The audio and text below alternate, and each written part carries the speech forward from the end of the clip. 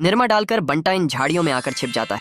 यही नहीं, अभी और सुनिए। लेकिन बॉक्सर के साथ अन्याय हो जाता है, मेरे साथ अन्याय हुआ है। जिससे बॉक्सर इस लंबू को एक वही पौधों पर पानी डालते हुए देखकर उसे आवाज लगाकर अपने पास बुलाता है तेरी दादागिरी निकाल दूंगा मैं। और उससे अपनी टकली पर पानी डलवाने लगता है। लेकिन वही बंटा आकर फिर से उसके ऊपर निरमा डालने लगता है, तुम्हें शर्म है कुछ? जिसका फायदा उठाकर लंबू बॉक्सर के फल भी खाने लगता है और एक और फल उठाकर अपने बंटा बाप को भी खाने को देता है।